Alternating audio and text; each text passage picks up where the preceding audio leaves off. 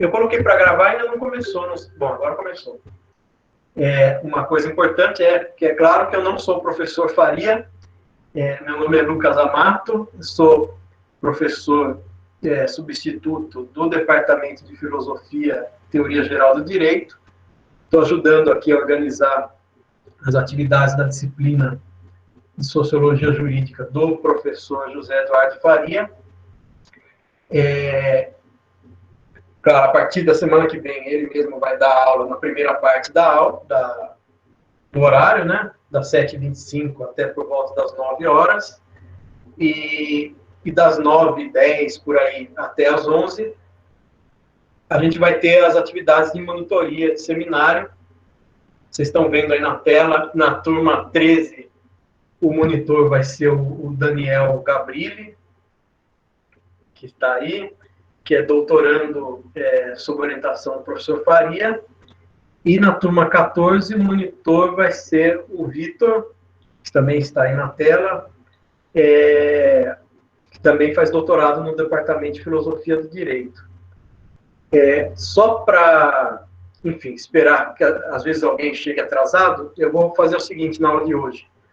Vou fazer uma introdução mais geral à matéria, tentando lembrar um pouco do que vocês tiveram no curso de Sociologia do semestre passado e relacionar ao que é a proposta desse curso específico, especificamente os temas que o professor Faria gosta de trabalhar.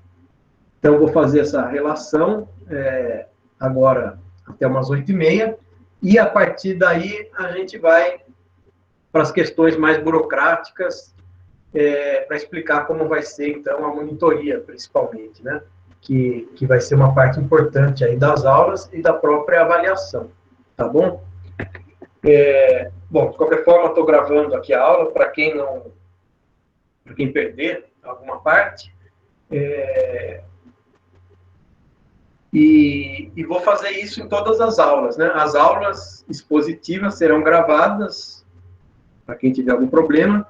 A gente vai começar sempre pontualmente, o professor Faria é muito pontual, então 7h25 provavelmente a gente vai começar todo dia, mas vou procurar gravar todas essas aulas e disponibilizar depois. A parte da monitoria, claro, não vai ser gravada, e o objetivo é estar presencialmente, estar lá no horário para participar realmente, e não assistir depois, né? De qualquer forma, também, quem puder acompanhar a aula ao vivo, melhor. Mas é isso. Tá? Então, a gente vai para as questões mais burocráticas daqui a pouco. Eu só vou fazer agora uma pequena introdução e explicar da proposta do curso, que tem uma peculiaridade importante, que o professor Faria foi quem criou essa disciplina na Faculdade de Direito, e essa foi uma das primeiras disciplinas de Sociologia Jurídica a serem criadas e colocadas no currículo do curso de graduação como disciplina obrigatória em todo o Brasil. Então, a partir dos anos 80, de 85, 86, é que essa disciplina começou a ser obrigatória e já ministrada pelo professor Faria. E essa turma desse ano talvez seja a penúltima em que ele vai poder lecionar, porque ele vai se aposentar daqui uns 2 anos pela aposentadoria compulsória, e, portanto, é uma oportunidade importante.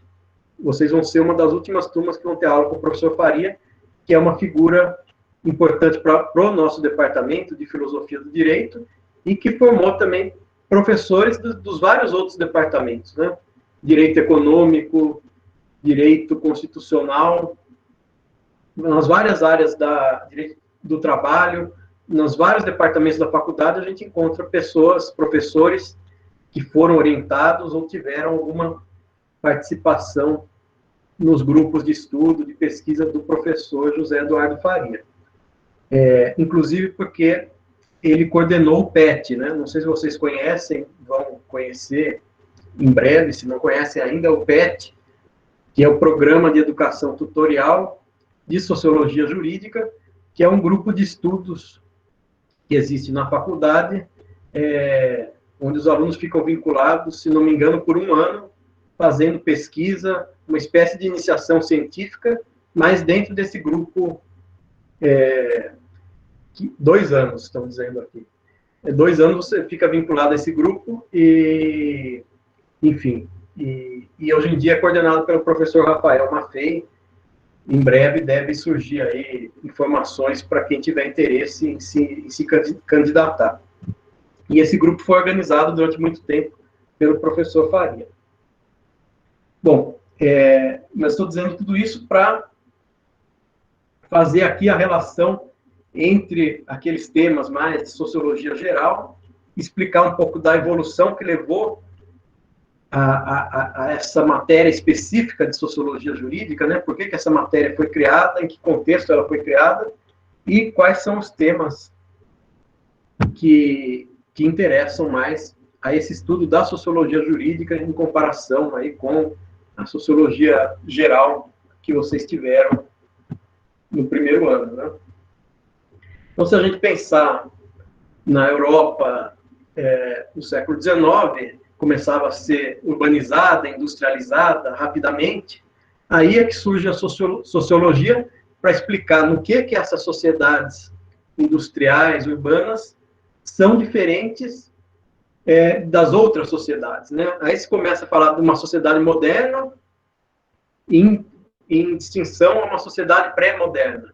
A antropologia seria aquela ciência associada para estudar as sociedades tradicionais, pré-modernas, os povos primitivos, usando os termos da época, né?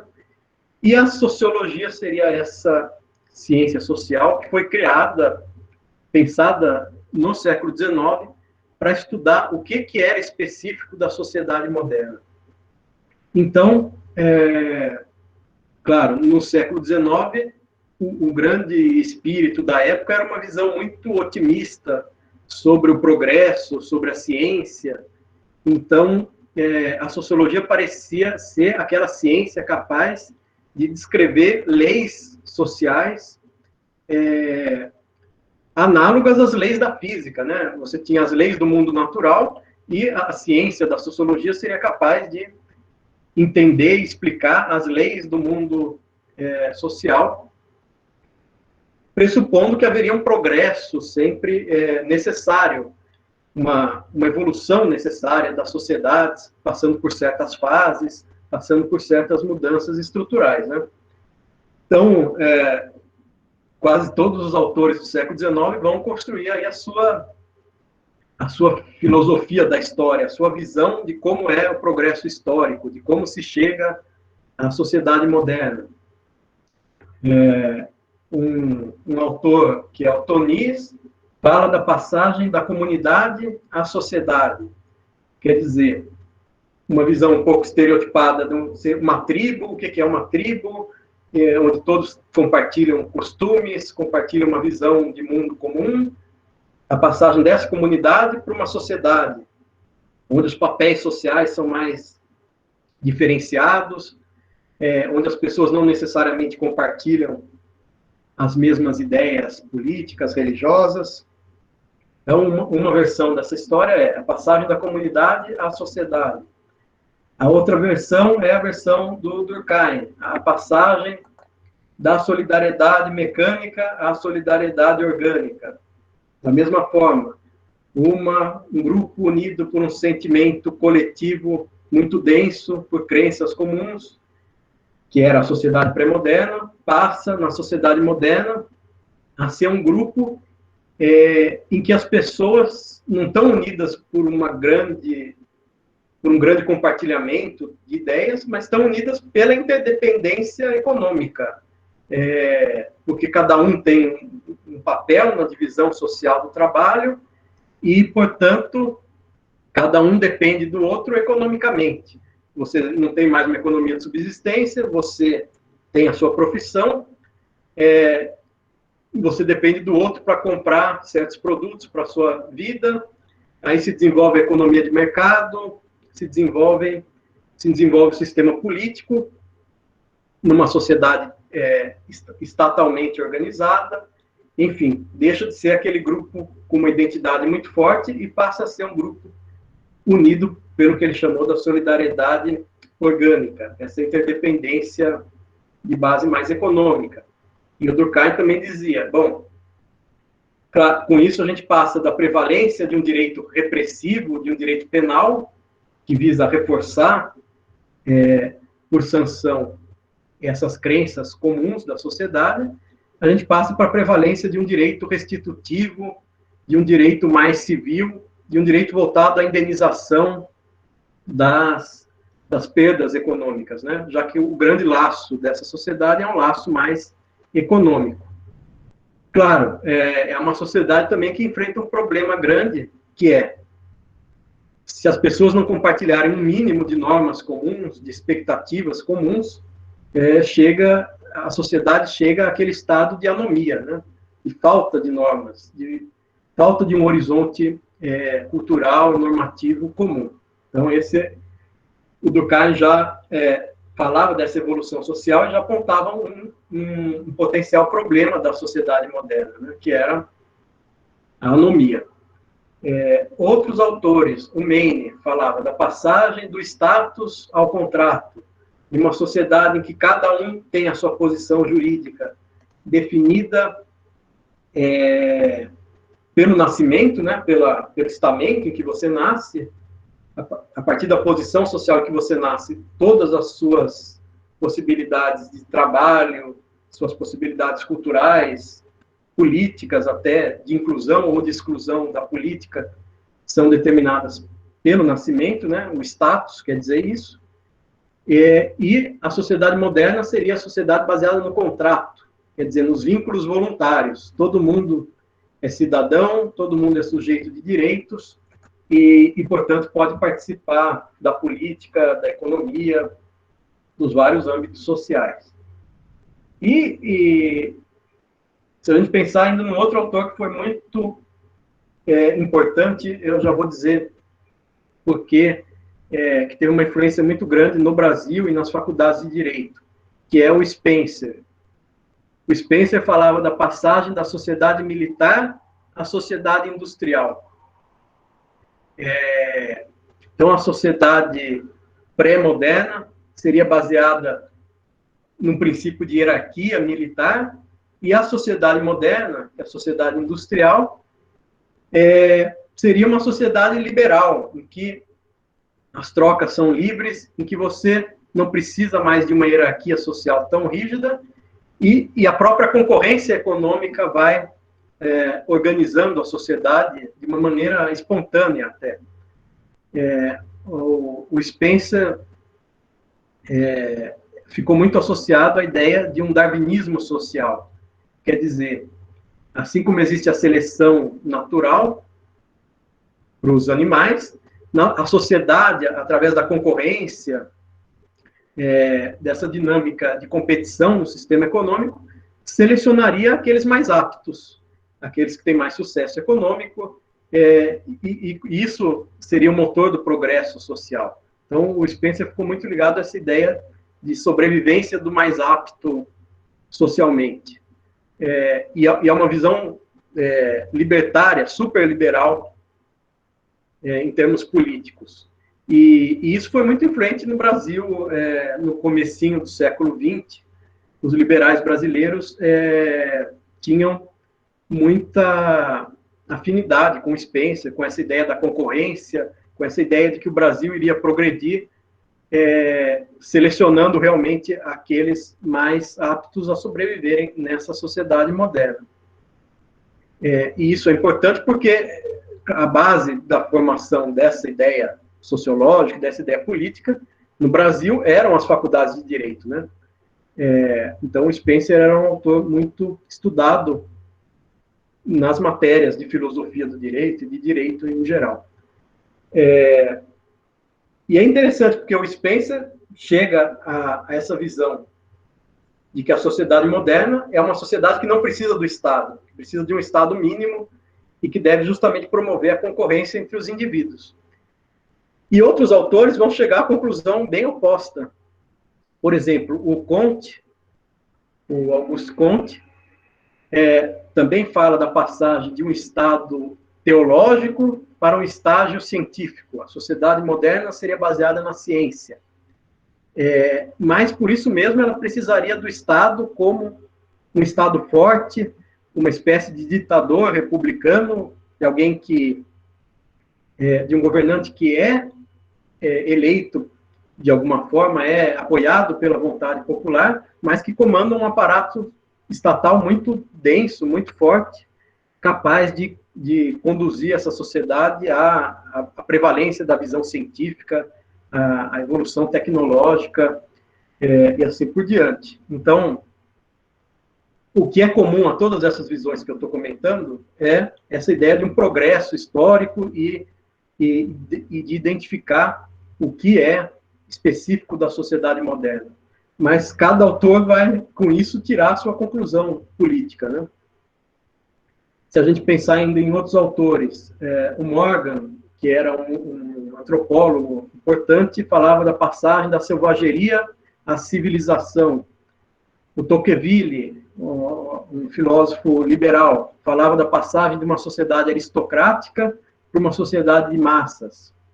E, finalmente, o Marx também tinha uma narrativa do progresso histórico. A ideia dele as tecnologias, as forças de produção da sociedade vão evoluindo a tal ponto que elas entram em contradição com as relações de produção. No caso do capitalismo, o Marx não falava de capitalismo, né? Ele falava do modo de produção capitalista ou da sociedade burguesa, enfim, mas o fato as forças de produção necessárias para essa sociedade industrial implicavam você concentrar os meios de produção nas mãos de poucas pessoas para conseguir ter a escala necessária para a indústria. E essa concentração dos meios de produção chegaria a tal ponto que essa divisão entre proletariado e burguesia, ou seja, essas relações de produção, entrariam em contradição com as forças de produção. E isso justificaria como uma necessidade histórica que a propriedade, sendo concentrada em tão poucas mãos, chegaria ao ponto em que ela teria que ser concentrada em uma só mão, na mão do Estado, para que o Estado comandasse essa industrialização, né? Portanto, a tecnologia levaria a você romper essa divisão entre burguesia e proletariado, e isso explicaria a passagem necessária, historicamente, do capitalismo ao socialismo. Bom, dei todos esses exemplos para falar as teorias sociais surgiram muito ligadas às visões políticas, cada uma tinha a sua implicação política, mas o ponto em comum era essa narrativa de um progresso histórico necessário que conduziria todas as sociedades rumo a essa sociedade moderna, industrial e urbana. E quando esse tipo de explicação chega para o direito, gera um problema, que é um conflito entre essa visão científica, sociológica, e o que era estudado em termos de filosofia do direito, que era ainda uma espécie de direito natural. Então, o que é o positivismo jurídico? Tem uma ambiguidade nessa ideia do que é o positivismo jurídico. O que é o dado positivo no direito? Já que a sociologia, o Comte, por exemplo, criou essa ideia de uma ciência positiva, o positivismo sociológico. Mas o que é positivo no direito? Uma visão, que é a visão do positivismo jurídico, especificamente, o dado positivo, empírico, no direito, é a norma jurídica, posta por uma decisão do Estado. Quer dizer, é aquela norma que você pode identificar como válida por referência a um fato, que é o fato dela ter sido aprovada pelo legislativo, sancionada pelo executivo, e isso identifica a norma como uma norma válida. Portanto, uma coisa é o direito positivo, outra coisa é o juízo moral sobre a justiça dessa norma jurídica. Então, você separa o direito positivo do direito natural, e essa é uma visão do positivismo jurídico. Agora, parece que o que a sociologia está chamando de positivo não pode ser uma norma, não pode ser um texto de lei, teriam que ser os comportamentos empiricamente verificáveis na sociedade, né? Então, a partir daí surge um pouco a ideia de que a sociologia não vai se preocupar com a norma, vai se preocupar com a eficácia da norma, não vai se preocupar com as proposições jurídicas, com as descrições dos textos normativos, mas vai se preocupar com como implementar essas normas, com o fato delas serem seguidas de maneira voluntária pelas pessoas, ou de ser necessário impor uma sanção para que as pessoas sigam as normas. Então já surge esse dilema: o que é positivismo? É estudar a norma posta, como no sentido clássico do positivismo jurídico, ou é estudar empiricamente a eficácia, os usos dessas normas jurídicas? E no Brasil, então, no finalzinho do século XIX, início do século XX, se combinam as influências dessas várias teorias sociais, tanto no plano político, quanto no plano mais científico, de estudo do direito. Se a gente pensar no plano político, primeiro, o positivismo, visão do Comte, tem uma influência política no republicanismo, no abolicionismo, em toda a formação da derrota do Império e a formação da Primeira República, da Constituição de 1891. Positivismo influencia ainda as primeiras medidas de proteção do trabalho, porque, afinal, o Comte falava de uma sociedade industrial, de uma sociedade científica, reconhecia que a industrialização criava uma classe de trabalhadores que precisava ser protegida por leis trabalhistas, considerava que a escravidão era uma espécie de crença pré-moderna que não fazia sentido numa sociedade industrial, então era contra a escravidão. Tudo isso teve uma influência política no Brasil. E teve uma influência no plano do ensino do direito. Então, talvez aí surjam os primeiros autores, no final do século XIX, começo do século XX, que fazem algo parecido com uma sociologia jurídica, ou que, pelo menos, trazem para a filosofia do direito, para o estudo do direito, essa influência das ciências sociais ou de alguma dessas correntes da sociologia que estavam se formando na Europa naquele período. Então, o Silvio Romero, em Recife, e na nossa faculdade, em São Paulo, o Pedro Lessa, o João Arruda, que eram professores de filosofia do direito, procuram tirar do estudo da filosofia do direito aqueles fundamentos justnaturalistas, aquela crença na importância do costume, na justiça natural, na razão universal dos povos, e passam a trazer para a filosofia do direito ideias da sociologia, ideias de quais são as fases pelas quais passam as sociedades, como ocorre o progresso social, quais são os conflitos que surgem na sociedade moderna. É isso que tem nos manuais de filosofia do direito desses autores do comecinho do século XX, por oposição, então, ao justnaturalismo, aquilo que eles chamavam de metafísica, ideias mais abstratas sobre a humanidade em geral. Eles vão dizer, não existe a humanidade em geral, existem as fases históricas específicas de cada sociedade. Então, aí é que surge um pouco a sociologia no plano do estudo do direito, mas ainda sem ser uma disciplina autônoma de sociologia jurídica. E a sociologia, então, acaba se opondo à dogmática, né? segundo aquela ambiguidade que eu já comentei. Para a dogmática, o que é positivo é a norma posta. Para a sociologia, o que é positivo é a observação empírica dos fatos históricos, da evolução social, dos comportamentos conforme o direito ou contrários ao direito.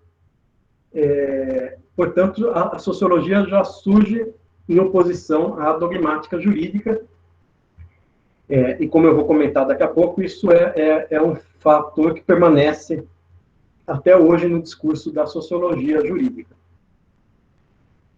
Para dar um outro exemplo de influência dessas ideias aí dos autores clássicos do século XIX no Brasil, primeiro, no plano político, o Durkheim é um autor que tem alguma influência a partir dos anos 20, 30 do século passado, então há mais ou menos 100 anos, quando,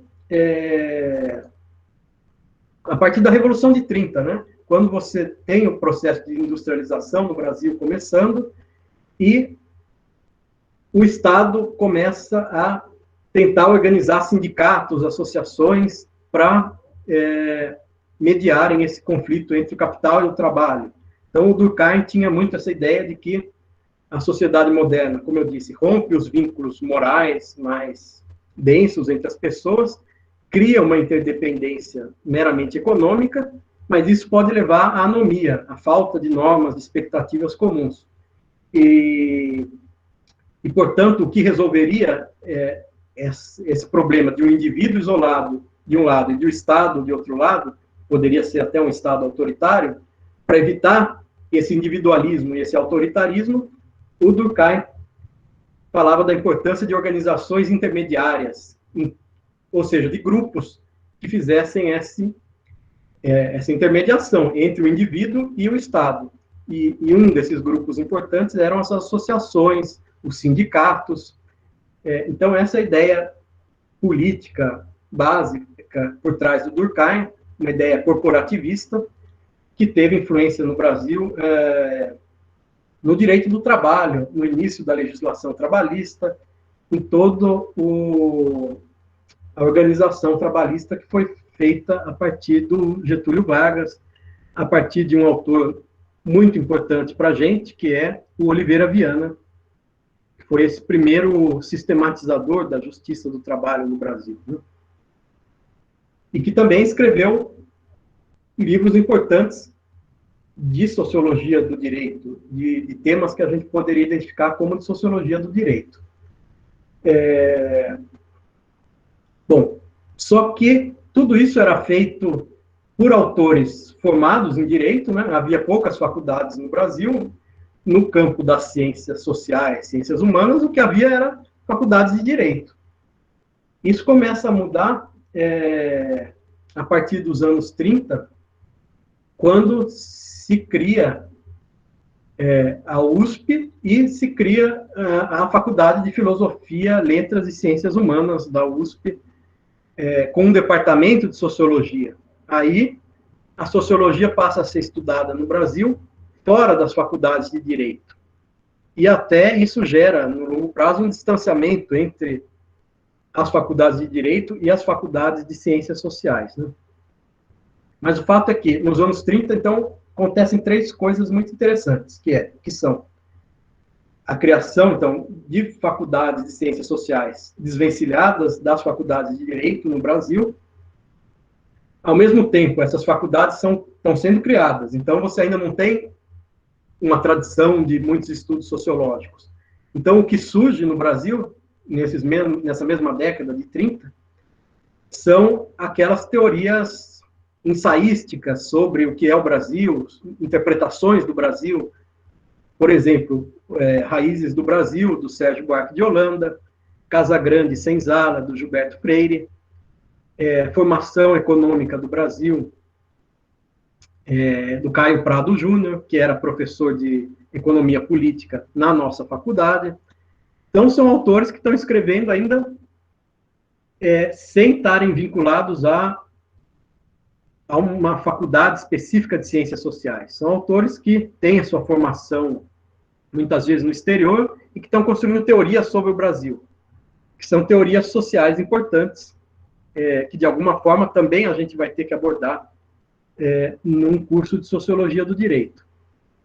E um autor muito interessante, que surge um pouco depois, nos anos 50, é o Raimundo Fauro, que mostra bem esse problema, ou essa característica específica do Brasil, né? O Raimundo Fauro era um advogado que não tinha frequentado faculdades de ciências sociais. É um advogado que resolve escrever uma grande explicação sociológica, histórica, da formação do Estado brasileiro. Isso nos anos 50. E até por isso o trabalho dele tem muitas críticas dos cientistas sociais, porque ele era meramente um jurista que se apropriou de ideias do Max Weber para descrever a formação do Estado brasileiro. Mas o fato é, enquanto isso está acontecendo, eu falei que tem 3 fatos importantes na década de 30. Então, o primeiro é o começo das faculdades de ciências sociais, o segundo são essas grandes teorias sobre o Brasil, e o terceiro fato é o fato econômico, né, de que começa a progredir a industrialização brasileira com a Revolução de 30, depois o período chamado nacional desenvolvimentismo, ou seja, o Estado criando empresas estatais, protegendo a indústria nacional para que ela crescesse e fornecesse ao mercado interno, substituindo as importações dos produtos industrializados. Então, esse é um fato econômico que vai ocorrendo em paralelo e que tem relação com esse surgimento das ciências sociais no Brasil, porque o Brasil, ao mesmo tempo que o Brasil está se modernizando, é preciso, então, explicar pela sociologia as mudanças que estão ocorrendo na sociedade brasileira. E nesse mesmo momento, nos Estados Unidos, existe um fenômeno muito semelhante ao fenômeno da Era Vargas no Brasil, que é o New Deal, que são as reformas econômicas feitas nos Estados Unidos pelo Roosevelt, que estão ligadas a um movimento de pensamento jurídico, que é o realismo jurídico. E o realismo jurídico, de certa forma, incorpora um pouco as ideias sociológicas no direito, fazendo a crítica do pensamento jurídico tradicional, do formalismo jurídico, né?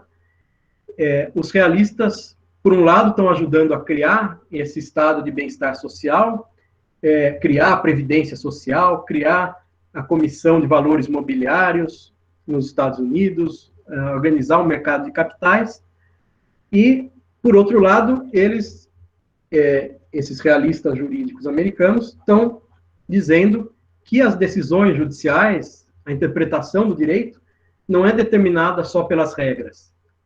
Sempre que você vai aplicar as regras, você escolhe uma interpretação possível das regras, portanto, fazendo alguma opção ética, alguma opção política sobre o valor, sobre a política pública que está por trás dessa regra, sobre a finalidade, sobre o propósito que está por trás dessas regras.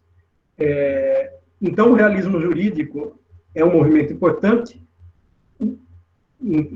agora fora do Brasil, né, vai ter as suas influências no Brasil, mas, enfim, o que os realistas fizeram foi importante em termos da construção desse novo Estado social, em termos de explicar as decisões judiciais como escolhas éticas que não são só determinadas pelas regras, mas que envolvem princípios, valores, políticas públicas. E um terceiro ponto foi dizer, bom, o que é estudar o direito cientificamente? É só ler as sentenças, ler os textos de lei, ou é ver como os juízes se comportam empiricamente, por exemplo? Ou como uma determinada comunidade aceita ou não uma regra posta? Quer dizer, se essa regra é eficaz ou não? Então, o realismo jurídico acaba, no longo prazo, gerando uma tendência de pesquisa empírica do direito. Nos Estados Unidos, por exemplo, vai ser fundada uma associação de direito e sociedade, Law and Society, que é o estudo empírico do direito, para estudar o comportamento dos juízes, a implementação das políticas públicas, e esses temas, enfim, da eficácia da norma. Tudo isso vai influenciar a ideia do que é a sociologia do direito. A sociologia do direito está preocupada, então, com o direito em ação, com o que os juízes decidem e não simplesmente com os textos de lei.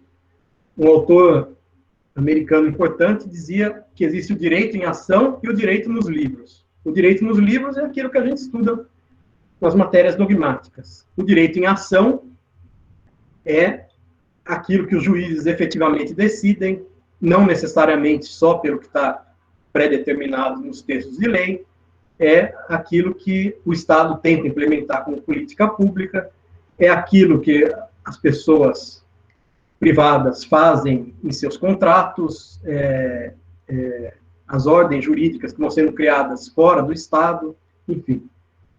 Abre toda uma margem, esse estudo empírico abre toda uma margem de visão sobre um direito que não se resume aos textos de lei ou de jurisprudência. E como isso chega ao Brasil, né? Nos anos 60, na verdade, em 1959, é o registro da primeira aula de sociologia jurídica dada em uma faculdade de direito no Brasil, a Faculdade de Direito do Recife, né, que foi criada junto com a nossa. Mas então, só em 59 é que os alunos de lá têm a primeira aula de sociologia jurídica, que foi dada por um professor chamado Cláudio Souto. Cláudio Souto acabou de fazer 90 anos há 15 dias, foi homenageado e tal, está vivo, e foi o primeiro professor a dar aula de sociologia jurídica numa faculdade de direito. Antes dessa matéria fazer parte do currículo, depois, claro, ele, junto com outros professores, vão fazer esse movimento para transformar a sociologia jurídica em uma matéria obrigatória da grade curricular. E o Cláudio Souto tinha muito essa preocupação de dois lados, né? De um lado, muito ligada àqueles primeiros autores que eu mencionei, de ter uma visão científica sobre o direito, de ter uma visão que não fosse influenciada pelo justnaturalismo. Então, o Cláudio Souto construiu uma teoria que procura definir quais são as leis comuns aos espaços físico, mental e social. Quer dizer, o que é comum tanto à mente humana, quanto à natureza, quanto à sociedade, e a partir daí explicar como surge o sentimento de justiça, como surge o direito, mas não numa visão justnaturalista, né, a partir de pressupostos racionais, mas a partir de leis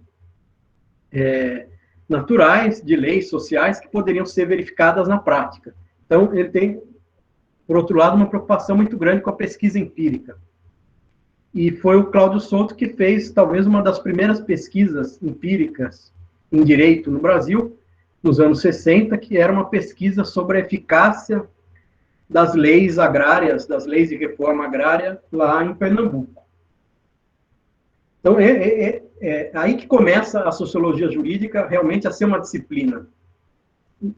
A não só existir uma influência da sociologia nos estudos de filosofia do direito, ou nos manuais jurídicos em geral, mas passa a se formar um campo específico da sociologia jurídica. Então, a partir dos anos 60, no Brasil. E aí surgem várias tendências. Nessa mesma época, nos anos 60, outras tendências importantes. Então, uma era essa da pesquisa empírica, realmente, o mais experimental possível, sobre a eficácia das normas, sobre o sentimento das pessoas, sobre a opinião das pessoas acerca das leis. Um lado era esse. Um outro lado importante dos anos 60 foi que, claro, a gente estava em plena ditadura militar, em plena Guerra Fria no mundo, e os Estados Unidos tinham uma agência, USAID, United States Agency for International Development, uma agência de ajuda internacional, que contava com advogados. Então, vieram advogados americanos ajudar a modernizar, a reformar o direito brasileiro. A ideia era que o direito brasileiro era muito anacrônico, ultrapassado, tinha muitas barreiras e precisava ser reformado, ser modernizado para dar mais certeza, por exemplo, para os investidores estrangeiros, para facilitar o acesso aos tribunais, o acesso à justiça. Então, esses advogados vêm para o Brasil como parte de um movimento chamado Direito e Desenvolvimento. Quer dizer, a ideia era de que o direito poderia dar certeza das expectativas, tanto para conter o poder político, né, quanto para incentivar os investimentos econômicos. Então, o direito serviria para promover o desenvolvimento econômico. Esses autores estavam muito influenciados pelo Max Weber, que é uma referência importante, que vai ser uma referência importante do curso, por dois motivos. Porque um desses autores que eu estou comentando, um desses advogados que vieram para o Brasil com essa missão de propor reformas para o direito brasileiro, é o David Trubek, que é um professor americano, hoje em dia, que foi orientador do professor Faria. Então, o professor Faria tem uma ligação com esse grupo. E esse grupo, por sua vez, estava muito influenciado pelo Max Weber, que é um autor também muito importante no pensamento do professor Faria, nas aulas do professor Faria. Mas, ao mesmo tempo que o Max Weber sustentava um pouco essa ideia de que o direito foi importante na evolução econômica moderna pela segurança formal, né? Por aquela ideia de ser um sistema completo, coerente e unitário, que daria certeza, porque você só pode deduzir as soluções daquelas regras especificamente jurídicas. Ao mesmo tempo que o Max Weber dava um pouco sustentação a essa ideia, o próprio Max Weber já diagnosticava que havia tendências de incluir no direito cláusulas mais indeterminadas, que não davam tanta certeza assim. Por exemplo, a ideia de função social, de boa-fé, dignidade humana. Então, surgiam formas jurídicas para além desse direito baseado em regras. O Weber já diagnosticava isso e já trazia um pouco a noção de que, tudo bem, você também pode ter um direito formal, mas isso não previne de você ter, ao mesmo tempo, um Estado autoritário. Esses advogados que vieram propor reformas jurídicas e reformas no ensino jurídico no Brasil, vinham com a ideia um pouco otimista de que, se você tiver um direito bem organizado, você vai prevenir o autoritarismo, você vai promover o desenvolvimento econômico. E a conclusão a que eles chegaram é que não era bem assim. O desenvolvimento econômico poderia ocorrer a despeito de você não ter regras formais muito claras, poderia ocorrer porque o Estado simplesmente está apoiando aqueles empresários mais próximos dos políticos. Ao mesmo tempo, o Estado poderia organizar o direito em certa área, mas não organizar em outra área. Quer dizer, não era interesse do Estado brasileiro à época ter uma Constituição forte que limitasse os seus próprios poderes. Era um Estado autoritário. Então, você poderia ter uma boa legislação para o mercado de capitais, mas não ter uma Constituição que limitasse o poder. Então, não era tão simples assim organizar o direito para promover o desenvolvimento e a democracia. Não era só copiar o modelo americano, que era basicamente a ideia desses autores do direito de desenvolvimento. Até em reação a isso, vai surgir uma outra corrente no Brasil, importante, quer dizer, não só no Brasil, mas que chegou ao Brasil, que teve uma parte da sua história desenvolvida no Brasil, que é a ideia do pluralismo jurídico, que é um tema muito importante também para a sociologia jurídica. A ideia de que o direito não é só o direito estatal, nem só o direito internacional ou o direito da União Europeia. Existem ordens jurídicas para além do Estado, seja do Estado nacional, seja da relação entre os Estados, né? No caso, do direito internacional ou do direito supranacional europeu. E um exemplo dessas ordens jurídicas, que foi estudado no Brasil nessa época, nos anos 70, era o direito das favelas. Então, o Boaventura de Souza Santos, não sei se vocês já ouviram falar dele, é um professor português que estava estudando nos Estados Unidos nessa época, dentro desse programa de pesquisa de direito e desenvolvimento. Então, ele veio para o Brasil estudar o acesso à justiça, como facilitar os mecanismos para que as populações mais pobres conseguissem chegar ao judiciário. Mas ele acabou, ele foi fazer uma pesquisa empírica, morou 6 meses numa favela do Rio de Janeiro, e o que ele concluiu é que essa população não precisaria chegar ao judiciário e nem queria chegar ao judiciário, até porque alguns dos seus problemas não seriam resolvidos pelo direito estatal. Por exemplo, na favela em que ele estudou, que ele chamou de favela de Pasárgada, mas que é a favela do Jacarezinho, do Rio de Janeiro, as pessoas não tinham o título legítimo de propriedade, né, das suas casas, da sua terra. Viviam em ocupações irregulares. O que adiantaria essas pessoas chegarem ao tribunal brasileiro, que vai julgar segundo o Código Civil? Eles não teriam seus direitos reconhecidos, pelo contrário, seriam desapropriados, seriam expulsos da terra. E o que o Boaventura constatou mas existe uma associação de moradores nessa comunidade que cria uma espécie de direito. Quer dizer, resolve conflitos de direito de vizinhança, resolve os problemas que essa comunidade cria internamente. Então, o presidente da associação de moradores funciona como uma espécie de juiz. Esse juiz informal cria um direito mais participativo, mais baseado na oralidade, menos formalizado por meio de sentenças, de fases processuais muito claras. Então, seria esse direito quase espontâneo que surge em paralelo ao direito estatal, né? Daí a ideia do pluralismo jurídico. Essa ideia já tinha surgido no começo do século XX, em outros autores, mas o interessante é que o Boaventura explicava isso numa sociedade moderna, que era a sociedade brasileira dos anos 70. Ele dizia, existem 2 ordens jurídicas, e 2 ordens jurídicas que se aplicam às mesmas pessoas, no mesmo espaço, ao mesmo tempo. No caso, aqueles habitantes daquela comunidade. Eles estão dentro do Brasil, sob o direito brasileiro, mas também estão envolvidos por essa ordem jurídica interna à sua comunidade. Então, essa ideia de um direito vivo, um direito achado na rua, teve muita repercussão no Brasil. Um grupo de estudos lá da UNB, da Universidade de Brasília, chama isso de direito achado na rua. Quer dizer, em contraposição ao direito dos códigos, ao direito dos tribunais, teria esse direito da rua, esse direito popular, espontâneo.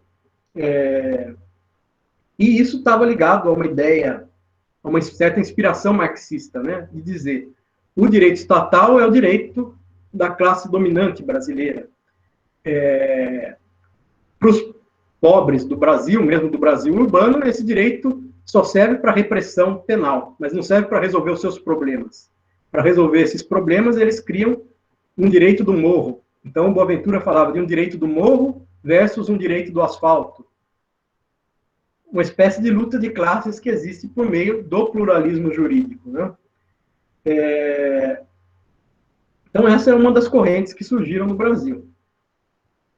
Eu falei aqui de 3 correntes importantes, aí, mais recentes. Uma ideia da pesquisa empírica, mais geral. A outra ideia do direito como ferramenta para promover o desenvolvimento, o que foi criticado na época, porque o próprio regime militar tinha a ideia de que, embora não tivesse uma legitimidade política, a priori, dada por eleições, esse regime poderia se legitimar pela sua eficácia econômica, né? O Brasil teve um grande crescimento econômico no período, então,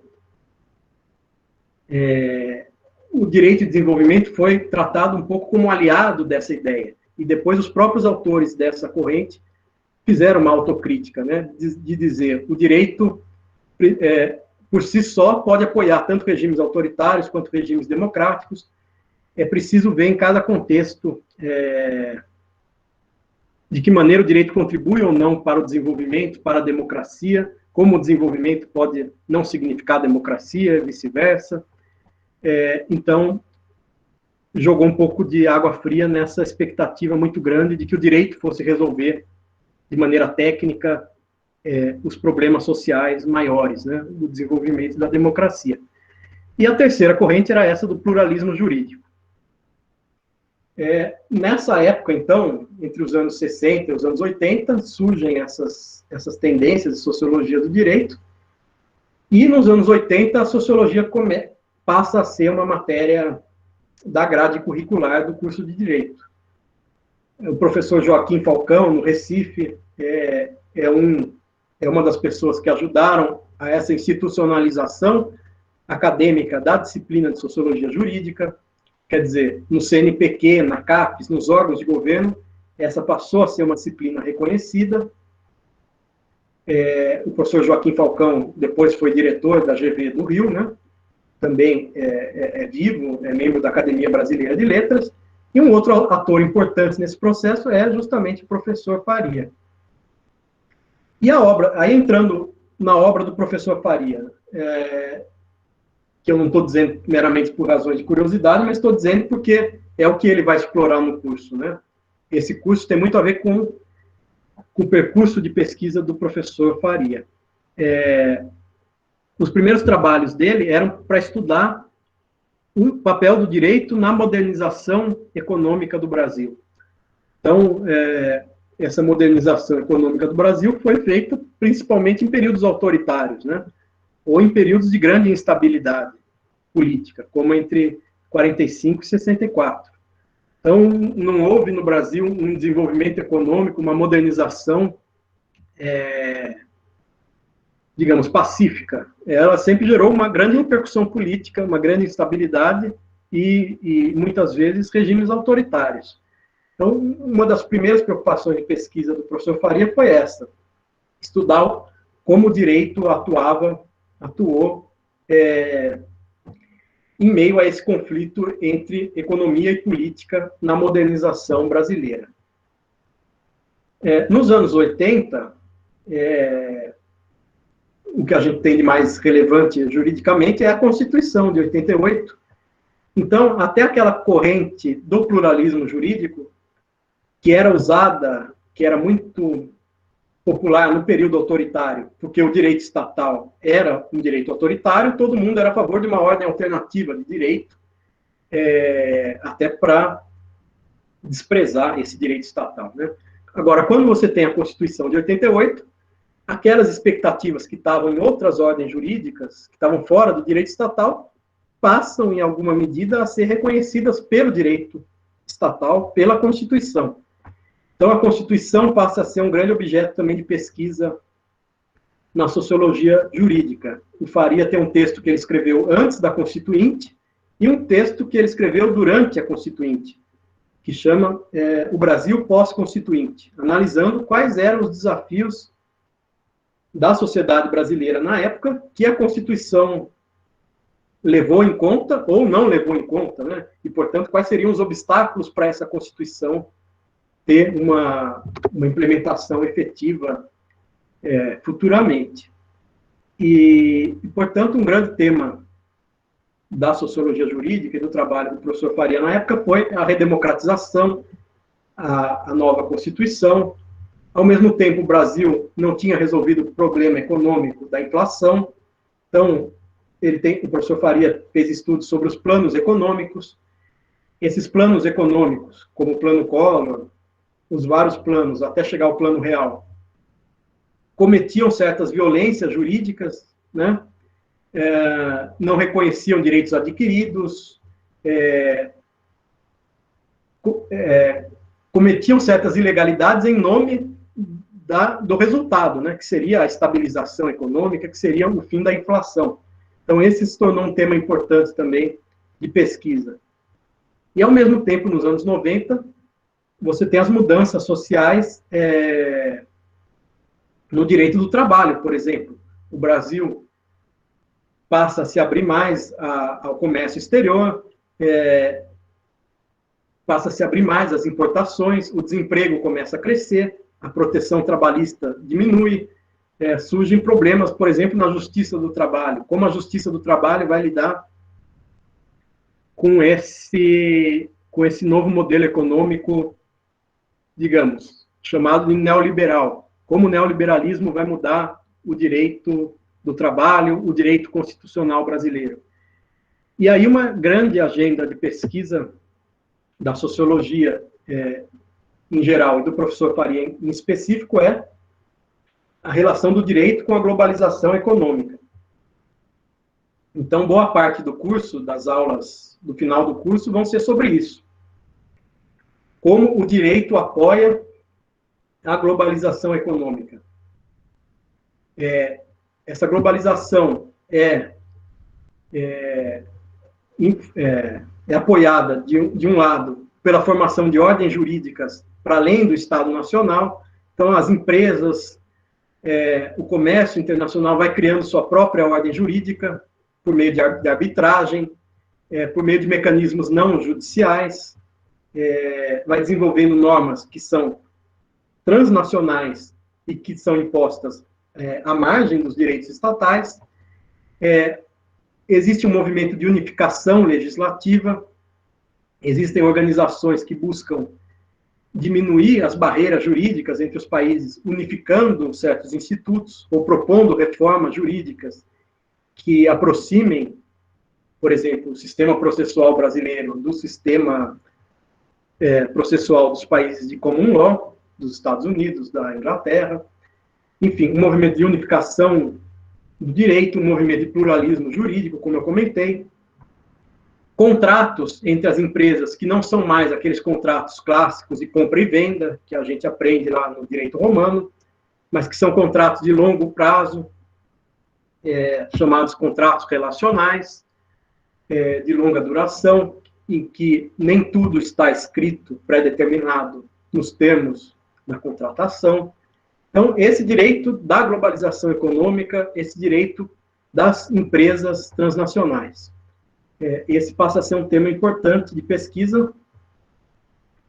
Claro, depois disso, a crise de 2008, como a crise de 2008 afetou ou não essa globalização econômica e a criação desse direito à margem do Estado Nacional, como esse direito globalizado se diferencia dos mecanismos do Estado de bem-estar social. O professor Faria vai abordar muito as crises do petróleo que aconteceram nos anos 70, que geraram uma pressão para os países, claro, geraram uma crise econômica mundial e geraram uma pressão, então, para os países cortarem os seus custos de produção, e isso implicou diminuir várias garantias, proteções, serviços públicos pensados na era do Estado de bem-estar social, aí dos anos 30 aos anos 70. Então, como muda o perfil desse direito, não só do direito privado, como também do direito público. E, claro, o tema mais recente é a pandemia, né? O professor Faria tem escrito muitos artigos sobre a pandemia, tanto como a pandemia tem relação com a globalização, com a falta de mecanismos internacionais, por exemplo, para a compra de vacinas. Por outro lado, como a pandemia tem sido respondida pelos estados nacionais, pelos serviços públicos, ou pela falta de infraestrutura pública, como ela pode justificar medidas mais autoritárias, enfim, um pouco o diagnóstico desse cenário contemporâneo. Então, eu diria que o que unifica todos esses temas, o direito não estatal, o pluralismo jurídico, o direito da globalização econômica, a Constituição de 88, que foi feita com as expectativas de um Estado social, mas já num período de ascensão do neoliberalismo e da globalização. Todos esses temas que vão ser tratados no curso tem um pouco como pano de fundo uma contraposição entre uma visão formalista do direito, que apenas busca interpretar o direito de acordo com regras postas, como se fosse uma mera dedução, e uma visão do direito mais baseada numa leitura do contexto social, em escolhas políticas. Começam a chegar no Brasil as teorias e princípios, a análise econômica do direito, o neoconstitucionalismo. Então, em muitas aulas do curso vai existir essa contraposição implícita ou explícita entre uma visão meramente formal, dogmática do direito e uma visão que pense as consequências econômicas das decisões, pense os valores políticos por trás das decisões jurídicas e reconheça um direito para além das fontes mais formais que a gente estuda lá na matéria de IED e que estão teorizadas lá pelo Kelsen, pelo Hart, por esses autores aí que já têm lá os seus 60, 70 anos, né, na teoria pura, o conceito de direito, tinha uma visão positivista bem fechada do direito, e esse curso de Sociologia Jurídica visa a complementar, né, a dar o outro lado que não foi coberto por essas matérias aí de teoria do direito clássicas do primeiro ano. Então, essa é um pouco a proposta geral do curso. E a gente vai fazer o curso da seguinte forma. Existem essas aulas expositivas que vão seguir. Claro, não sou eu que vou dar o roteiro, é o contrário. Eu que fiz uma introdução, um pouco dizendo qual é a ideia geral do curso. Essa é a ideia geral das aulas expositivas. E as aulas, a parte da monitoria, tem a característica especial nesse semestre de ser muito baseada, quase que toda baseada, em vídeos e em textos do professor Faria. Já dei a justificativa do porquê, né? Não é simplesmente um professor dando só os seus textos na aula, é porque ele é alguém que há 40 anos escreve sobre esses temas e é uma das principais referências no Brasil dessa matéria. E, além de tudo, está dando um dos seus últimos cursos na faculdade. Por isso, essa presença do professor Faria nas suas próprias aulas e depois na parte de seminários.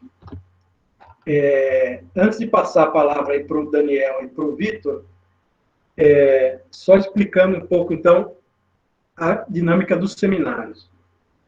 Eu selecionei, o professor Faria selecionou vários vídeos em que ele dá palestras sobre temas específicos. Então, a ideia é, algumas pessoas vão assistir esses vídeos e fazer uma síntese, uma apresentação de quais são as ideias apresentadas nesses vídeos. E outras pessoas vão fazer a leitura do texto respectivo daquela aula e também fazer uma síntese, um comentário sobre aquele texto. Então, basicamente, a gente vai ter, na maioria das aulas, uma pessoa apresentando o vídeo, quer dizer, não vai passar o vídeo, a pessoa vai assistir o vídeo e vai preparar alguns slides comentando as ideias principais. Então, de 15 a 20 minutos, alguém vai sintetizar a ideia de determinado vídeo, fazendo um PowerPoint bonitinho para essa apresentação de 15 a 20 minutos. Depois vai vir alguém e vai fazer um comentário sobre esse mesmo vídeo, complementando o que o primeiro não falou, ou mostrando alguma discordância, também esse comentário de 15 a 20 minutos. Essa pessoa que vai fazer o comentário não precisa ter preparado um PowerPoint, até porque não sabe o que o primeiro vai ter dito, né? A ideia é, o primeiro vai preparar porque a função dele é fazer essa síntese inicial. A segunda pessoa que vai comentar a apresentação do primeiro vai ver na hora os dados que não foram trazidos, as informações, os comentários, e fazer esse comentário de 15 a 20 minutos. Depois vai vir alguém apresentar um texto daquela aula, preparando também um PowerPoint, fazendo essa apresentação de 15 a 20 minutos, e depois vem uma quarta pessoa complementando as informações sobre aquele texto, os comentários, no mesmo tempo, 15 a 20 minutos. Então, na maioria dos seminários a gente vai ter isso, 4 pessoas, uma apresentando o vídeo, outra comentando, uma apresentando o texto e a outra comentando.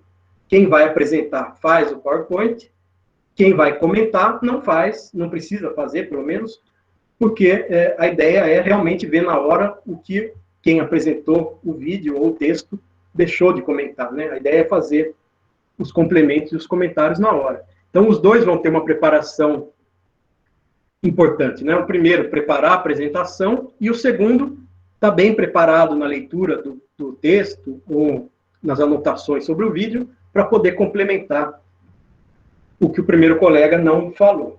Então, essa vai ser basicamente a dinâmica dos seminários, e aí depois, claro, a gente abre para as discussões da sala em geral, daqueles que não apresentaram naquele dia em específico, né?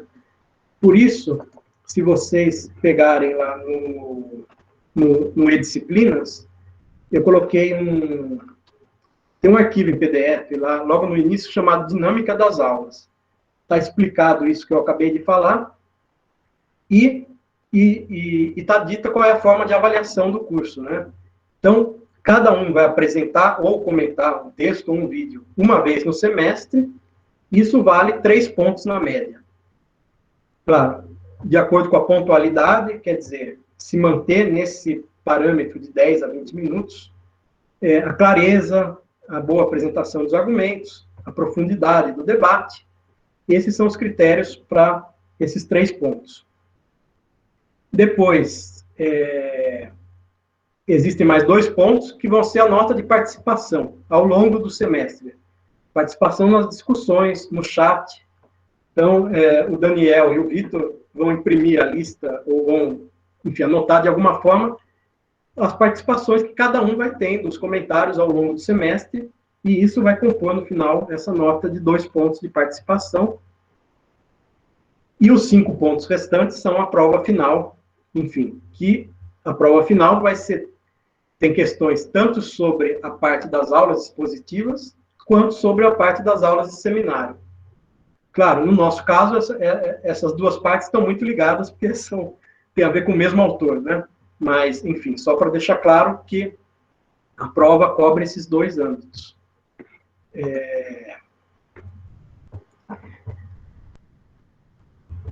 Bom, eu não sei, antes de passar aí para o Daniel e para o Vitor, eu queria saber, já tem algumas perguntas aqui no chat, e como vai ficar a divisão dos grupos, e, bom, se alguém quiser colocar mais alguma pergunta, ou abrir o microfone, só vou dizer o seguinte, por enquanto, cada um vai escolher o seu grupo pelo próprio Moodle, lá no E-Disciplinas. Quer dizer, na verdade, não vai ser grupo, vai ser, cada um se inscreve individualmente naquele seminário para aquela função específica. Então, se você vai querer comentar o vídeo da aula 10, você vai achar lá na aula 10, vai achar quem vai comentar o vídeo e vai se inscrever naquela posição. Se já tiver alguém inscrito, você não vai poder se inscrever. Agora, não se preocupe, porque a inscrição ainda não está aberta. Então, nós vamos primeiro explicar como vai ser e depois abrir a inscrição. Tá? Bom, eu vou passar a palavra para o Daniel e para o Vitor. Não, cada um vai fazer uma vez no semestre. Aqui a pergunta da Bianca. Cada um vai fazer uma vez. Só no primeiro... acho que nos 2 primeiros seminários, bom, as turmas vão ter a monitoria separada, né? Acho que ficou claro isso. A aula expositiva do professor Faria é conjunta. Depois vocês vão entrar no link que também está lá no Moodle, acabou a aula, a gente faz um intervalo de 5, 10 minutos. Quem é da turma 13 vai entrar no link lá do Daniel, e quem é da turma 14 vai entrar no link com o Vitor. Bom, só nos 2 primeiros seminários, acho que tem 2 pessoas para apresentar o texto, o vídeo, enfim. Vocês vão ver as posições que tem lá. Normalmente é uma pessoa apresentando o texto, outra comentando, uma apresentando o vídeo e outra comentando o vídeo. E a ordem é essa. Primeiro o vídeo, depois o texto. Primeiro alguém apresenta, depois alguém comenta. Então ficam essas 4 posições. Em geral, como eu disse, vai ser individualmente. para fechar o número de alunos certos, tem casos em que vão ser 2 para apresentar ou para comentar. No caso dos textos, sempre 2 apresentam os textos e 2 comentam. Então, essas 2 pessoas têm que conversar entre si, né? Os 2 que vão apresentar ou os 2 que vão comentar. Conversam entre si e vão ter esse mesmo tempo total, 15 a 20 minutos, para os 2 falarem. No caso dos vídeos, só os 2 primeiros vídeos é que vão ter 2 para apresentar e 2 para comentar. Geralmente vai ser um para apresentar o vídeo e um para comentar. E na turma 14, acho, na última aula também vão ser 2 para apresentar o vídeo e 2 para comentar. Lucas, se você quiser ter aqui, talvez visualmente fique mais fácil para todo mundo ver. Eu posso compartilhar minha tela? Eu ia pedir, porque eu não vou compartilhar, senão vai travar a minha. Vamos lá, vamos lá. Pessoal, me avisem por gentileza se vocês estão vendo aí o meu PowerPoint.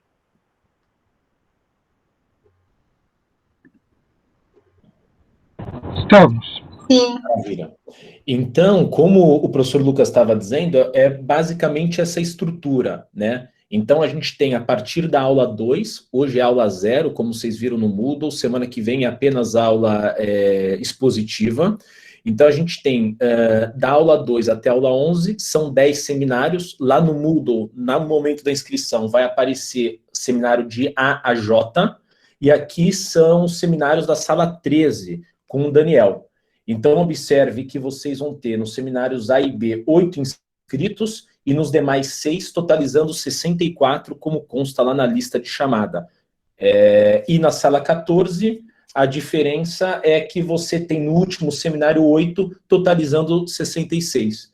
Então, como o Lucas expôs, a gente tem aqui, sobre o vídeo, a apresentação. Então, nos primeiros seminários serão 2, os comentários dos vídeos 2, mas depois vira tudo 1. Tem aqui a numeração correta. E com texto a mesma lógica. Serão 2 ao longo de todo o ano, conforme aqui está a planilha, tá? Só um ponto, Lucas. Lá no Moodle, quando o aluno vai se inscrever em cada um dos seminários, ele não consegue fazer inscrição específica para o subgrupo dentro do grupo. Então, ele não consegue, por exemplo, falar assim, eu vou fazer a apresentação do texto, eu vou fazer o debate do vídeo. Então, eles vão se inscrever, e aí eu pediria que os próprios grupos se organizem entre si, nos termos aí que o Lucas colocou dessa divisão. Vitor, eu mexi lá só para na sala 13, eu coloquei 6 no último seminário. Acho que está certo. Eu conferi agora e você já tinha mexido. Eu fui lá alterar, mas já tinha feito. Eu não tinha certeza se eu mexi certo ou se eu tinha bagunçado. Não, fiz certinho, eu vi lá. Então tá bom. Tá bom. Gente, então, isso é um ponto importante que eu também não sabia. Cada um vai se inscrever, então, no seminário específico, lembrem da letra aí. Se for o caso, eu até depois coloco no Moodle a letra também ao lado do número lá. E aí, então, vocês que combinem os 8 ou os 6 daquele dia, quem vai querer fazer o quê? Façam essa divisão de quem vai querer apresentar o vídeo, quem vai querer apresentar o texto. Estou vendo que vocês têm o WhatsApp aí, vocês estão falando no chat, mas lembrando também que lá no E-Disciplinas tem participantes, tem um e-mail de todo mundo. Então, quem não conseguir localizar a outra pessoa do grupo, acha o e-mail lá enfim, e aí faça o contato. Uma coisa importante também acho que vocês já perceberam, né? É usar o e-mail USP, abrir o e-mail USP, estar sempre atento a isso, e entrar na aula aqui na monitoria também com o e-mail USP. Hoje, poucos entraram com outro e-mail. Procurem sempre entrar com o e-mail USP para a gente não ter que permitir a entrada, para ficar tudo registrado aí da melhor maneira. Tá? Reforçando um ponto que o Vitor já falou, que é o seguinte, enfim, o professor Faria resolveu, semana que vem é feriado de Tiradentes, mas a gente teve os feriados antecipados em São Paulo, na cidade, né? Eu nem sei mais se é ou não é feriado. Enfim, fato é que o professor Faria vai querer dar aula na semana que vem. Então, ele vai dar a primeira aula expositiva, semana que vem é só aula expositiva. Quem não puder vir, porque é feriado, porque gosta muito do Tiradentes, não acompanha, mas eu vou gravar a aula e depois vocês assistam, que vai ser a primeira aula expositiva aí do curso. E os seminários vão começar, então, no dia 28. O que significa o seguinte, vocês vão ter, entre hoje, às 9h30, eu coloquei 9h30, eu mudei lá o horário também, porque a nossa aula hoje vai terminar um pouco antes do horário da grade, né? Então, a partir de hoje, às 9h30, até semana que vem, até quarta-feira, acho que até terça que vem, vocês vão ter para se inscrever nesses grupos. Claro, recomendo que se inscrevam o quanto antes, até porque, se já tiver lotado o grupo, vocês vão ter que escolher outro tema. A gente está deixando vocês escolherem, porque está lá no Moodle a lista dos temas, né, conforme o interesse de cada um. É claro, se o grupo já tiver lotado, você procura outro tema do seu interesse, enfim. A gente está abrindo essa opção, que foi a única maneira de viabilizar essa escolha à distância, né? Mas é isso. Então, não precisam formar os grupos antes. Quem quiser formar e se inscrever lá, vai correr o risco, enfim, de não conseguir inscrever todos aqueles do grupo naquele seminário. A ideia inicial nossa é que cada um vai se inscrevendo individualmente, aí vocês vão ter os nomes daquelas pessoas que estão no seu grupo, e você entra em contato e aí vocês definem quem vai fazer a apresentação, quem vai fazer os complementos, tá? Alguma dúvida ainda sobre essas questões que eu falei? Se alguém quiser até abrir o microfone aí, pode perguntar.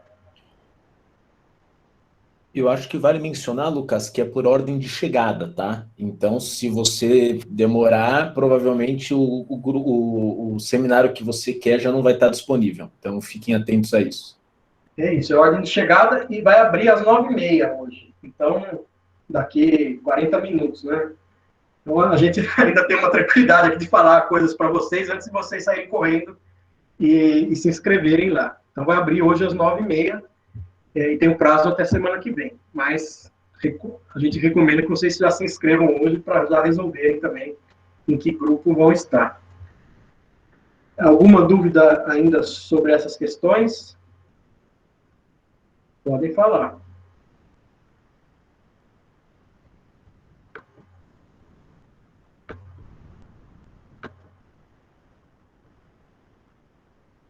Bom, então eu vou pedir para a gente falar na ordem aqui. A turma 13 vai ficar na monitoria com o Daniel e a turma 14 com o Victor. Então eu vou pedir para o Daniel e depois para o Victor se apresentarem, enfim, falarem o que pretendem na monitoria, dizerem o seu tema de pesquisa, enfim, contarem aí o que quiserem para fazerem essa apresentação para vocês. Lembrando que, bom, semana que vem é só aula expositiva, é esse link da aula. Nas outras semanas, o link da aula expositiva é esse, e depois a turma 13 vai no link do Daniel, e a 14 no link do Victor, que também já estão lá no Moodle.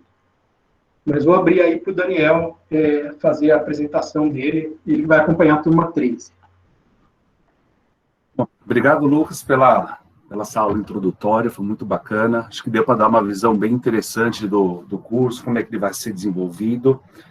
E vou, na verdade, começar com um depoimento pessoal. Eu conheci o professor Faria por volta de 2010, 2011, na pós-graduação da Fundação Getúlio Vargas, em Direito Administrativo, que é a área que eu atuo.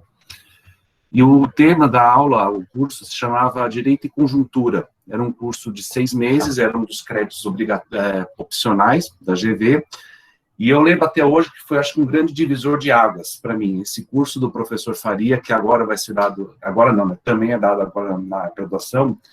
Ele é, digamos assim, um curso que realmente, se bem aproveitado, bem estudado, ele é capaz de pegar a sua cabeça e fazer um giro de 180 graus. Então, recomendo muito, assim, o engajamento na aula, recomendo bastante a leitura dos textos. É possível encontrar os livros do professor Faria facilmente, também em qualquer livraria, em sebo.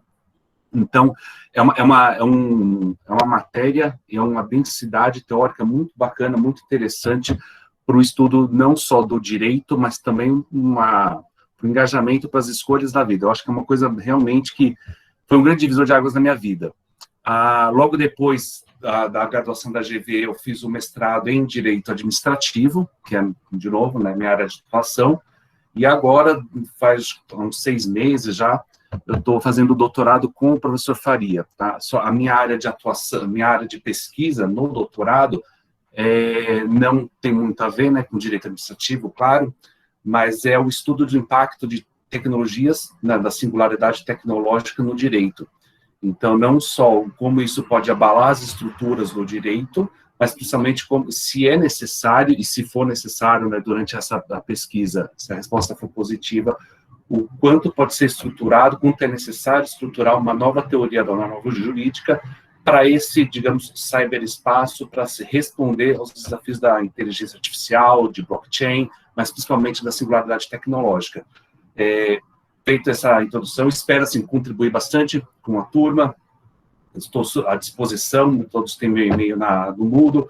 Precisar de alguma coisa, tirar dúvidas, podem me acessar tranquilamente, que vai ser um semestre muito bacana para todo mundo.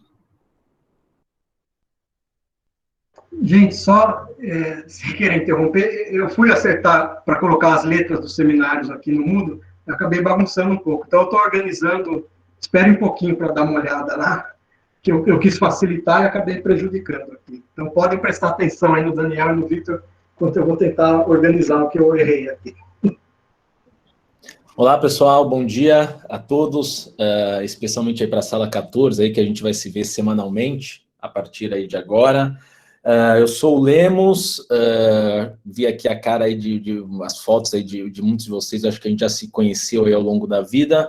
Eu me formei na São Francisco também, em 2015, e engraçado, Daniel, que quando você comenta sobre a sua passagem com Faria, eu, em vários sentidos, compartilho dela, né? Eu entrei na São Francisco e confesso que no primeiro ano foi uma relação meio conturbada, não com a faculdade, mas com o direito. Eu adorava a faculdade e achava horroroso o direito, achava horrorosas as aulas e o curso em si de direito na São Francisco. E foi com a aula do Faria também, lá em 2012, né, que eu tive aula com ele, que as coisas mudaram, que ele me abriu novos olhos e possibilidades dentro aí do mundo jurídico. Bom, me formei em Direito, minha atuação dentro do Direito, eu trabalho com Direito Tributário, né, fiz aí algumas especializações de lá para cá, fiz Faculdade de História também, lá na FEFELESH, aqui na USP também, e agora estou no doutorado com o professor Jean Paul. O que eu estudo no doutorado? Eu estou estudando o capitalismo, mas especificamente o direito tributário como uma das instituições pertencentes a esse capitalismo contemporâneo.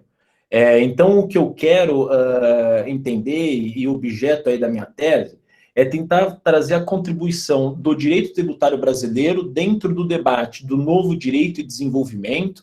Então, lá um pouco do que o Trubeck fala também, ele traz, acho que você já deve ter tido contato com o autor, e também com o pessoal da Variedades do Capitalismo. Então, basicamente, eu vou discutir essas duas modelagens, essas duas teorias, essas formas de estudar o direito, e para trazer a contribuição do direito tributário, que é a área que eu trabalho, que eu pesquiso dentro do direito. Isso, bom, vocês também têm o meu e-mail, então o que precisarem a gente vai se falando, vai conversando, e o que eu puder contribuir aí para fazer do semestre um semestre mais leve e mais proveitoso, me avisem que a gente vai trocando ideia, trocando figurinha. É isso.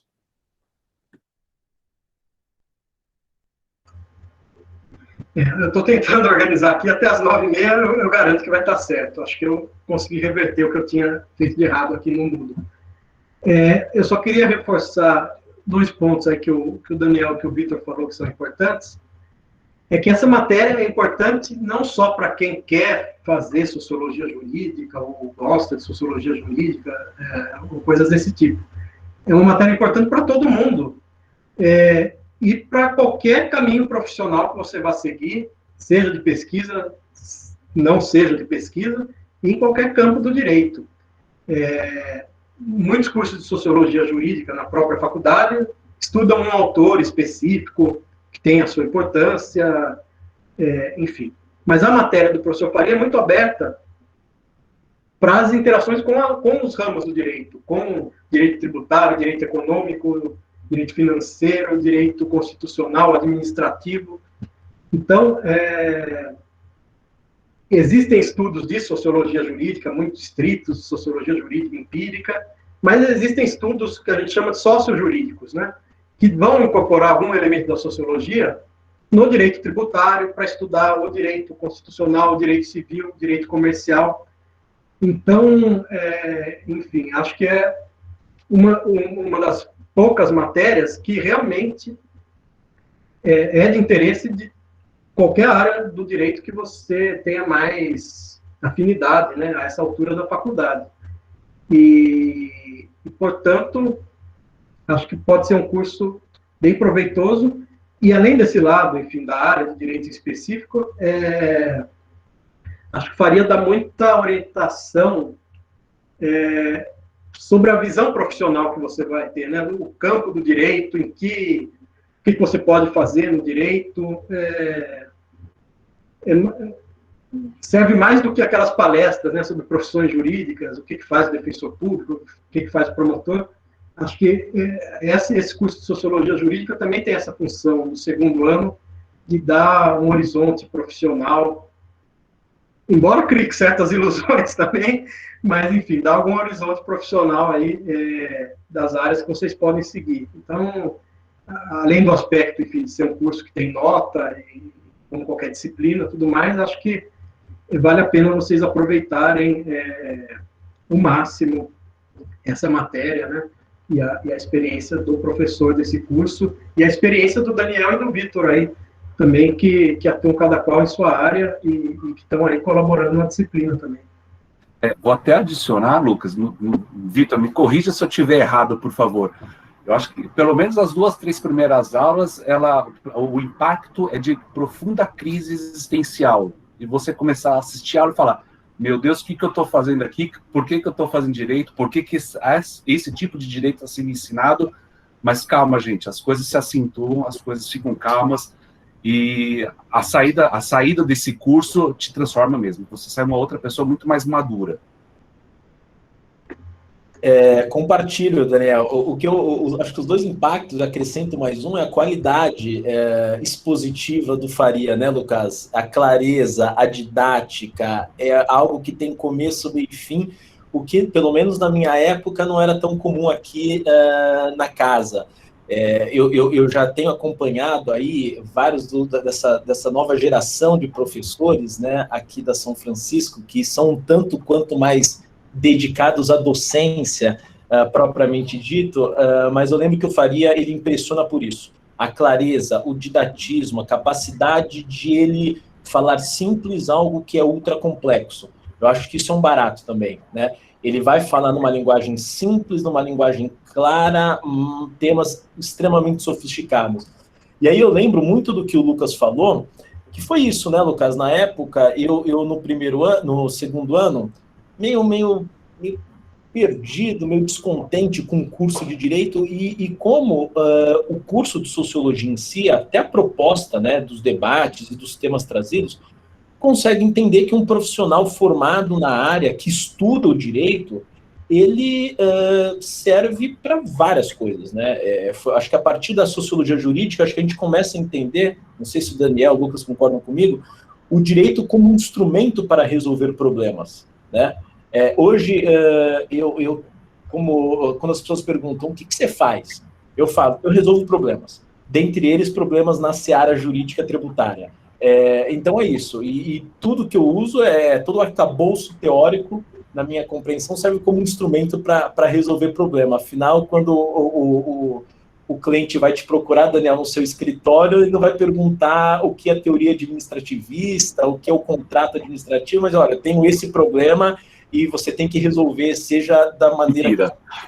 Eu acho que é isso, eu acho que o curso vai trazer as bases, o arcabouço teórico para isso.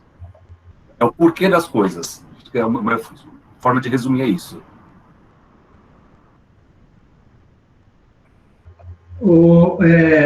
Vitor, só saindo do plano importante, só para...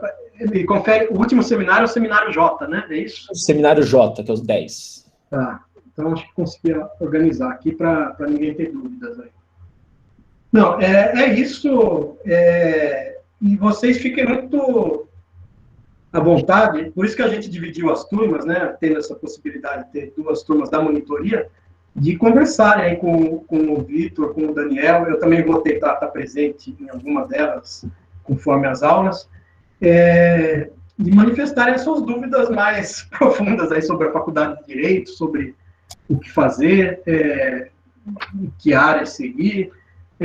Acho que tem uma função importante desse curso estar no 3º semestre, que ainda dá para salvar a faculdade de Direito, né? Talvez se fosse no 5º ano você não soubesse mais o que fazer da vida. Mas é um curso também que dá essa orientação, digamos, de estudo e até profissional. Acho que é isso, gente. Aqui a Sofia perguntou, na hora de escolher o seminário vai ser dividido pelo número da aula ou pela letra? Então, o Vitor fez lá o quadro com a letra. Agora eu coloquei a letra também enfim, junto com o número da aula, para cada um ter claro qual é o texto, qual é o vídeo. Acho que está tudo certo lá, espero que sim. Então, por exemplo, a aula 10 é o seminário I. Aí você vai se inscrever no seminário I. E aí você vai combinar com o seu grupo se você vai apresentar o vídeo, comentar o vídeo, apresentar o texto ou comentar o texto. Acho que é isso. Nesse arquivo que eu coloquei aí, que se chama... Deixa eu conferir aqui. Dinâmica das aulas e notas, está bem embaixo aí do link para entrar na aula. Coloquei o e-mail meu, do Vitor e do Daniel. Se bem que acho que vocês conseguem até achar no Moodle, mas enfim. Está o e-mail de nós 3. Claro, quem for da turma 14 passa para o Vitor, quem for da 13 passa para o Daniel. Se precisar de alguma coisa, também pode passar para mim e a gente resolve se tiver aí qualquer outra dúvida maior sobre a matéria, tá bom? E reforçando, então, que na semana que vem é só aula expositiva, até para vocês terem o tempo, quem for do primeiro seminário, se prepararem, né? E, enfim, mas vale a pena comparecer semana que vem aí, para ter o professor Faria, para ele dar a versão dele, né, do que ele pretende dizer nesse curso. Porque o curso também varia muito. Esse ano ele quer dar uma ênfase no cenário atual, né, da pandemia, que afinal não é qualquer coisa que muda bastante as nossas expectativas, que traz muitos problemas jurídicos, o direito contratual, o direito regulatório e tudo mais.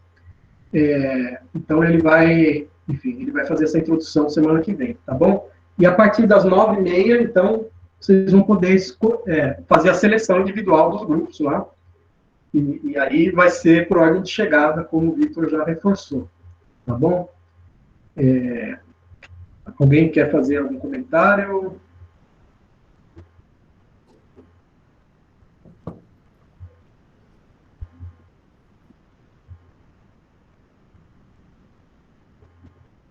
É isso, só para reforçar, quem vai fazer o Vitor, se você puder projetar de novo aquele slide dos números de alunos por seminário. Claro, deixa eu abrir aqui. O que você acha de colocar esse slide, sobe como PDF logo abaixo do avisos? Pode ser que essa dúvida seja recorrente, aí fica fácil de todo mundo consultar. Vou subir lá, peraí. Sempre me atrapalha aqui na hora de compartilhar a tela, para não compartilhar coisa errada aqui. Tá aqui, ó.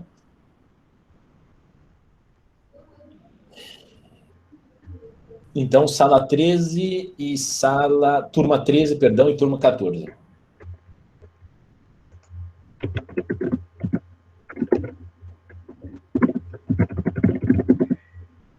Só reforçando, semana que vem é 7h25, a aula do Faria, e aí, bom, ele termina quando ele quiser, o limite é às 11 horas. Normalmente ele vai dar das 7h25 às 9h e pouco, e a gente faz a monitoria até às 11h. Mas semana que vem, todo dia é 7h25.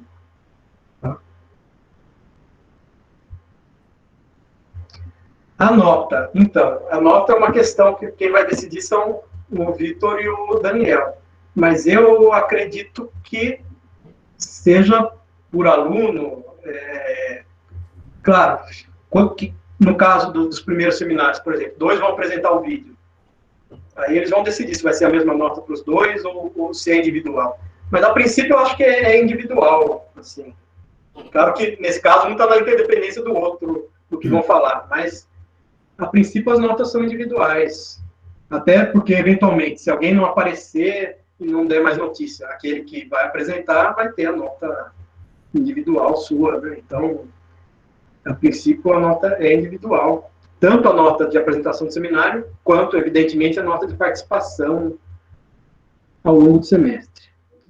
E a Sofia está falando aqui, o grupo, você vai escolher o grupo do seu seminário, e aí a divisão interna você vai fazer com aquelas pessoas que estão naquele grupo.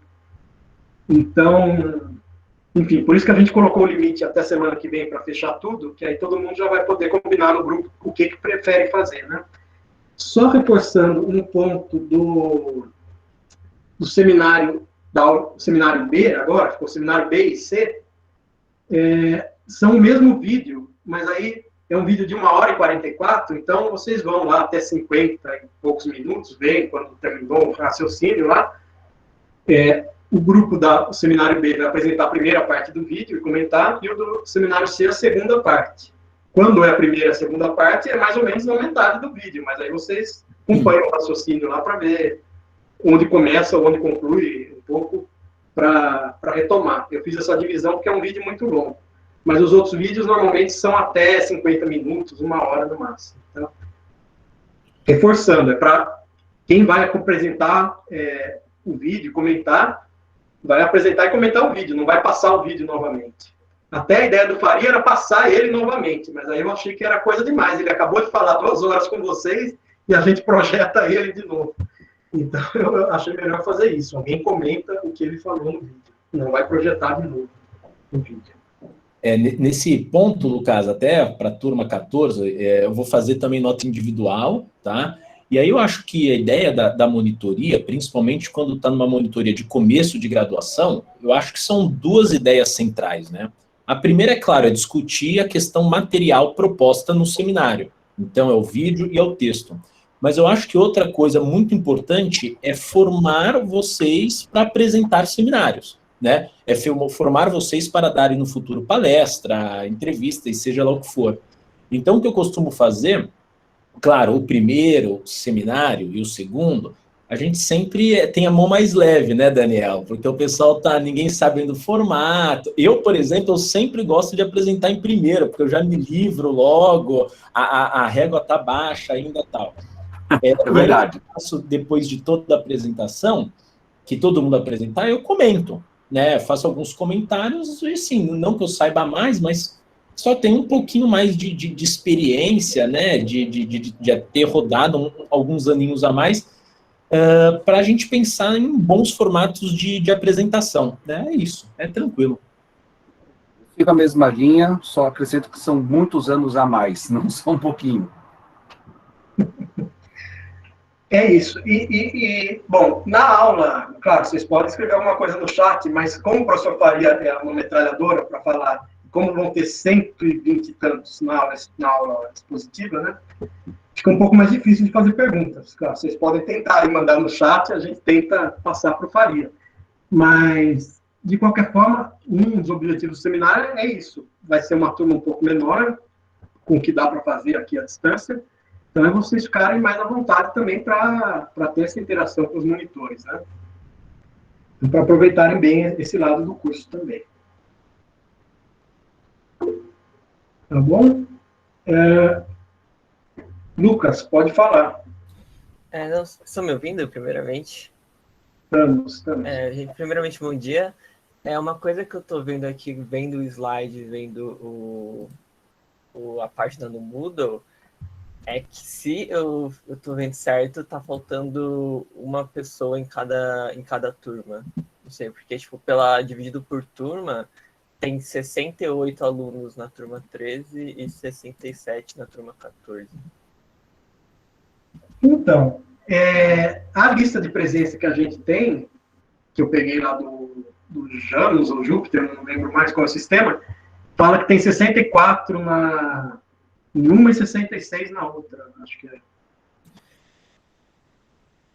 Então, o que eu fiz, eu cliquei naquele terceiro ícone no canto superior esquerdo, o em amarelinho, tá vendo?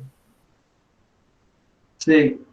Aí eu filtrei por turma e aí, tipo, coloquei só estudantes e tava dando, e ele me deu esse número, que tem no total de 68 na turma 13 e 67 na turma 14. Tá. Bom, eu acho que a gente faz assim, eu não sei, a distância é difícil. Às vezes pode ter alguém que desiste, alguém que entra, eu não sei, tem até ainda o período, né, de retificação. Eu deixaria, Victor, do jeito que está. Se faltar alguém, aí você coloca manualmente a nota lá que a pessoa vai fazer junto com o outro alguma outra tarefa no tal seminário. Mas Vamos fazer assim, então. Vamos seguir da maneira que está, pessoal. Se tiver faltando, os alunos da sala 13 escrevem para o Daniel e os da 14 escrevem para mim. Aí a gente coloca aí manual, tá bom? E a gente já define aqui de antemão de deixar para os últimos seminários. O que você acha, Lucas? pode ser, aí vocês decidem, aí fica totalmente discricionário. Tem o Guilherme está falando, aí já é um assunto polêmico, hein? Acho que tem alunos que não são nem da 13 nem da 14. Aí fica complicado para a gente, porque até porque o que está no sistema lá, que depois a gente eu ajudo a passar a nota lá, o aluno tem que estar matriculado ou na 13 ou na 14, só tem 2 campos lá. Então, gente que não está em uma das turmas, teoricamente, não pode fazer a matéria. Ou você vai, na retificação, se colocar nessas turmas, enfim. Então... O que a Laura colocou, Laura, por mais que tenha gente de outros anos, enfim, não importa, quando ele se matricula na matéria, ele vai ter lá o código, né, o DFD lá 0215, e aí vai ter uma turma, 13 ou 14. Então, esse código final é a turma que o aluno está alocado, tá? É isso, porque acho que tem o código lá, o DFD, aí é 2021 13 e 2021 14. Você tem que estar em um dos lugares. Porque se fosse uma sala, você também teria que estar em uma sala, senão você ficaria no corredor. Quer dizer, tem que estar em uma das duas. Alguém quer fazer aqui uma colocação? Deixa eu ver. Lucas, sou eu. Eu só queria perguntar mesmo se alguém ficar sem grupo, vai ser realocado para os últimos seminários, é isso? Aí você pode ser. Vamos definir assim, então, do Vitor ou do Daniel. Claro, aí você vai abrir agora, em seguida, acho que quem está presente agora vai conseguir ficar com algum grupo. Se tiver algum problema, vocês passem lá, já está tudo lotado na minha sala. Agora, isso é se tiver tudo lotado, realmente. Não é assim, não gosto do seminário. Se tem uma vaga no seminário C, só sobrou uma vaga no seminário C. Você vai ficar naquela vaga do seminário C, entendeu? Só depois que tiver tudo lotado é que aí o Vitor e o Daniel vão realocar, de preferência aí para os últimos seminários que o Vitor está comentando. Tá, mas digamos que aconteça de alguém ficar sem vaga já por agora. Vocês não acham que não sei, tipo, a pessoa não vai ter a oportunidade de escolher o seminário que ela quer fazer igual todo mundo, porque faltou uma vaga no sistema. Talvez não fosse melhor encaixar no seminário que ela quisesse ficar? Eu deixo para eles, não é problema. Faz o seguinte, quem não conseguir, passa o e-mail da 13 ou da 14 para o Daniel, para o Vitor, indica lá o seminário que você gostaria. Aí, dependendo, aí eles vão justificar a decisão deles, se eles vão deixar por último, se eles vão colocar em algum outro seminário. Você indica o que você gostaria, né? E aí eles decidem, tá? Justificadamente. Escreve aí para mim, não vamos esquentar a cabeça aí, a minha função aqui é só facilitar, não é ficar criando chatice, não. Então escreve aí que a gente dá um jeito aí.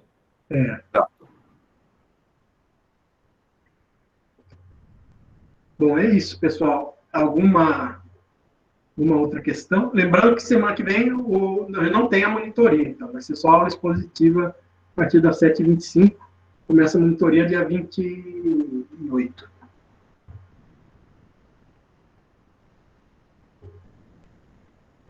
E só para reforçar um ponto que eu não sei se eu falei no começo da aula, no final, a aula de hoje eu vou gravar, eu vou deixar um link lá no Moodle com uma lista do YouTube, eu vou colocando as aulas.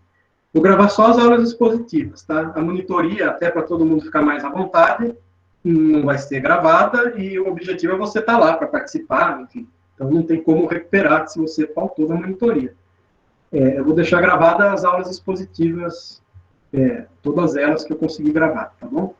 E a de hoje, inclusive, para quem perdeu alguma parte. Então é isso. Estão lá os nossos e-mails, se tiverem alguma dúvida aí muito grande. E, de qualquer forma, semana que vem a gente se encontra. Eu fico um pouco depois da aula do professor Faria, aí se alguém quiser comentar alguma coisa, a gente resolve também semana que vem, tá? Senão vocês têm os nossos contatos aí. É isso, está se aproximando a hora, e vocês vão poder escolher lá. Daqui 10 minutos vocês abrem e já vão dando uma olhada. Já tem o número da aula e a letra do seminário. Agora, o que ficou mais importante é a letra do seminário, que é o que vocês vão optar lá nas tabelas, tá bom? Isso aí. Obrigado, Vitor. Obrigado, Daniel. A gente se vê. Tchau, tchau, pessoal. Obrigado. Até a próxima. Até semana que vem. É.